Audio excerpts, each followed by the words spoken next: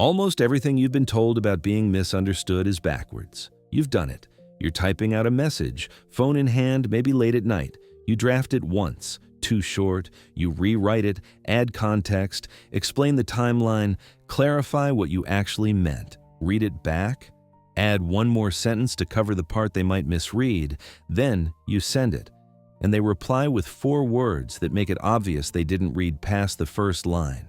Your first instinct is, I didn't explain it clearly enough. That's the belief. That's the one worth looking at. In 2010, 2 political scientists, Brendan Nyhan and Judson Reifler, ran a study on what happens when you give people more evidence to correct a false belief. What they found is the kind of thing that makes you want to sit very still for a minute. When confronted with accurate corrections, 60% of people holding a wrong belief didn't just resist updating.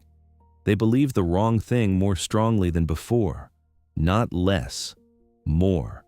The correction made it worse.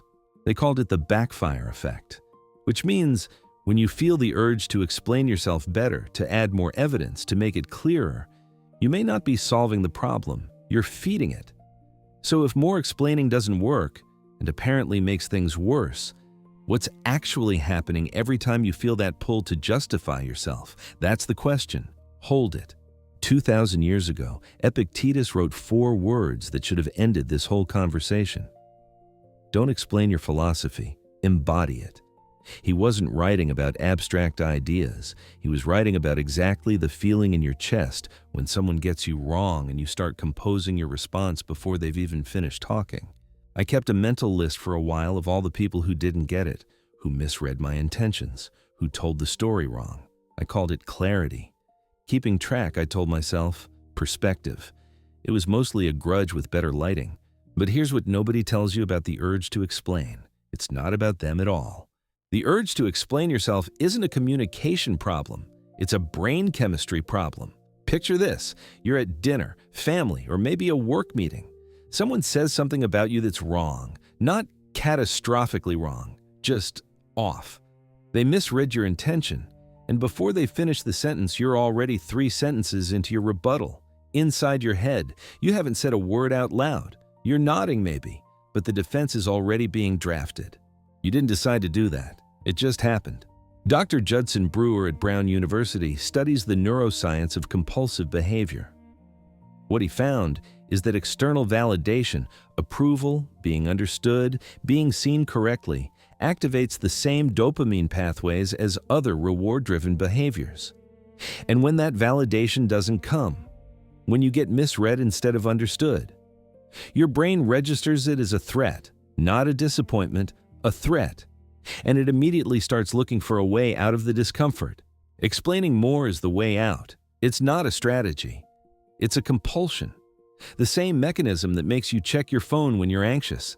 The behavior doesn't fix the problem. It just briefly quiets the alarm. And here's the part that makes it stick. This loop, trigger, behavior, temporary relief, bigger trigger, gets stored in the basal ganglia. The part of your brain that runs automatic. The part that ties your shoes without you thinking about it. Once the loop is wired in, it runs before you've made any conscious decision. You feel misunderstood.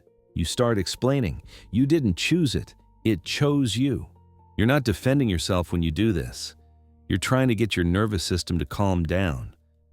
The other person is almost beside the point. I used to think I was being reasonable, clear, measured. Turns out I was just trying to feel less like the floor was dropping out from under me. The other person was almost incidental. I was having an argument with my own anxiety and asking someone else to settle it. So your brain is running an anxiety loop. Fine.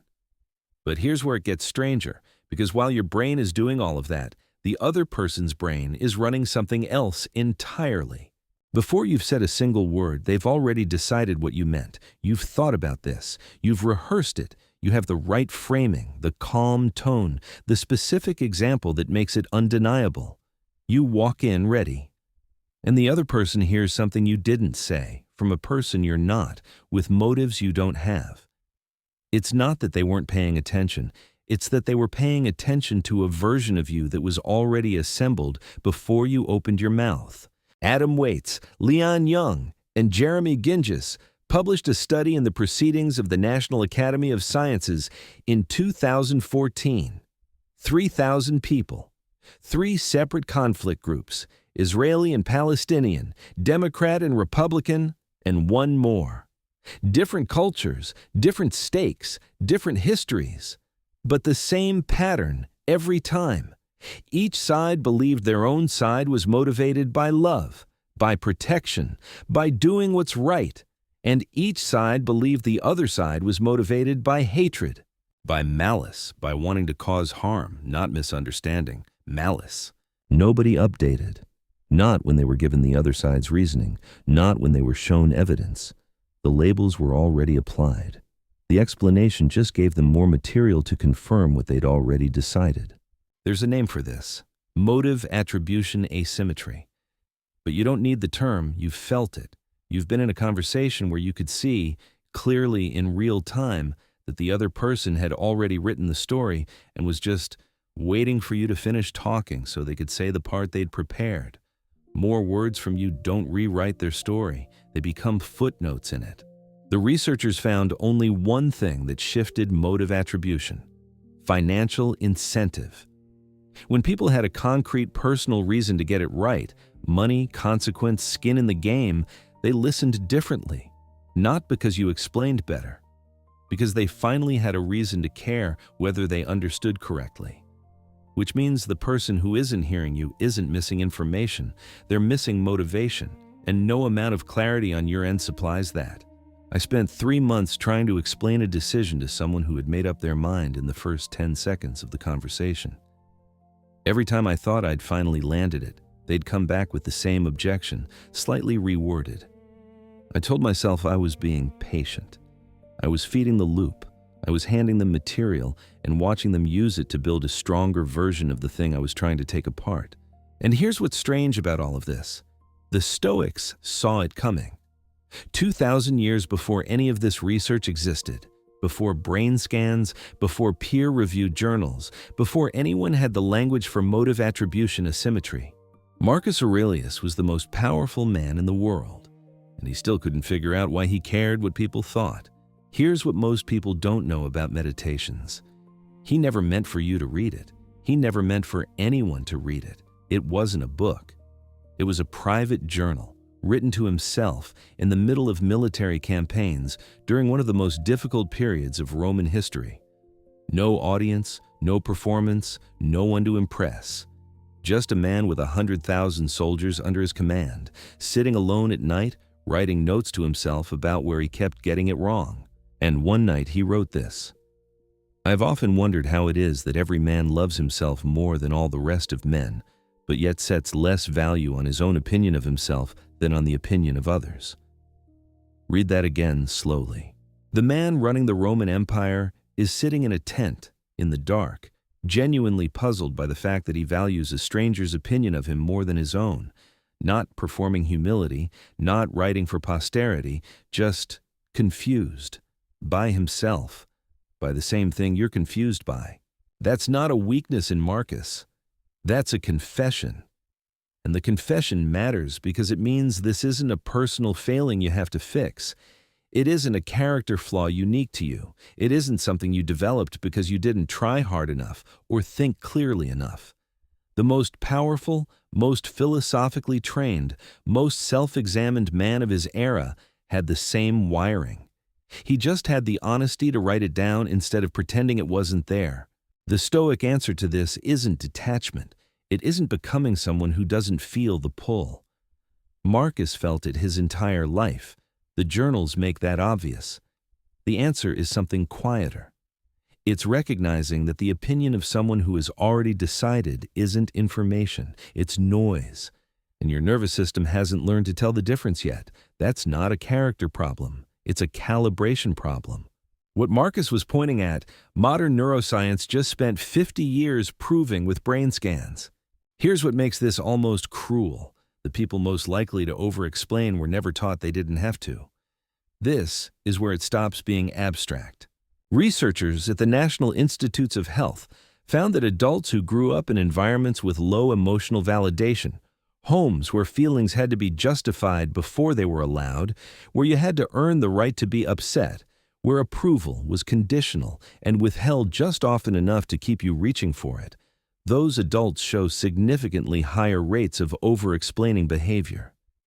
Not because something is broken in them, because their brain learned a very specific equation early on. Safety equals being understood, and being understood requires proof.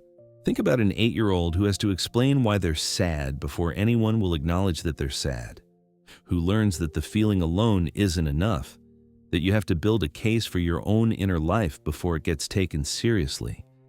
That kid grows up, gets a job, gets into relationships, gets on the internet, and they're still building the case, still presenting evidence, still waiting for the verdict that finally makes them feel like they're allowed to have meant what they meant. You probably know that feeling, not as a memory, as a reflex. Seneca wrote this in 65 AD in a letter to his friend Lucilius. We should be content with the value of our work ourselves and not need the approval of many. 2,000 years before the NIH published anything. Same mechanism, same diagnosis, different century. He wasn't saying stop caring entirely. He was saying, the validation you're chasing from someone who isn't listening was never going to land anyway. You're trying to fill something with a substance that doesn't exist in that particular container. When you stop explaining, you're not becoming cold, you're not shutting down, you're not losing. You're updating the equation your brain learned when you were small and scared and needed approval to feel safe. You're telling it, slowly, through action, not words, that you already know you're safe, that you already know what you meant, that the verdict came in a long time ago and it didn't require their signature. The version of me that over-explained wasn't trying to be heard. He was trying to feel less scared. Every long message, every careful clarification, every patient re-explanation, not communication. Fear management. I wish someone had told him that earlier. It would have saved a lot of words that didn't do what he thought they were doing. Which brings us to the only practical question left. What do you actually do with this? The protocol isn't about getting better at communication. It's about knowing when the conversation is already over, not in a bitter way, not as a defeat, just as information. Dr. Kristin Neff at the University of Texas, Austin, has spent years studying what actually builds emotional resilience, not the kind you perform, the kind that holds when things are genuinely hard. One of her findings is that self-validation practice, the specific act of supplying your own verdict instead of waiting for someone else's, increases emotional resilience by 23%. That's not a small number. That's a measurable, replicable shift in how well you hold together under pressure. She identified 3 questions, not a checklist, not a system. Just 3 things to ask yourself in the moment when the urge hits, when you feel that familiar pull to type more, say more, clarify one more time. Do I understand why I did this? Do I stand behind it? Would their understanding actually change anything? That 3rd question is the one. Sit with it honestly, not defensively, honestly. If the answer is no, if the outcome is already set, if the dynamic is already fixed, if their version of you is already laminated, then the conversation ended before you started composing. Not because you failed, because the conditions for the conversation you wanted were never there. Epictetus wrote in the Discourses, I concern myself only with what is my own, with what is free from hindrance. That's not a philosophy of indifference. That's a philosophy of accuracy. Your clarity about your own intentions, that's yours. Their willingness to receive it, that was never yours to control.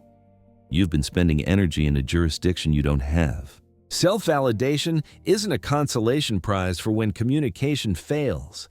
It's the more honest move. It's putting your attention on the only part of this equation you actually have access to. The person who isn't listening doesn't need a better explanation. They need time, or they need a reason to care, or they need something you genuinely cannot provide from your end of the conversation. All three of those things are outside your control. What's inside your control is whether you keep standing at a door that isn't going to open, knocking with more elaborate knocks. You can stop knocking. That's not giving up. That's locating yourself correctly in the situation. If this made something click, there's more on the channel. No life coaches, no 5-step systems, just old philosophy and inconvenient data. Subscribe if that sounds useful. Earlier I asked, if explaining doesn't work, what's actually happening when you feel you need to? Now you know. It's not about them. It never was. You already know what you meant. That's enough.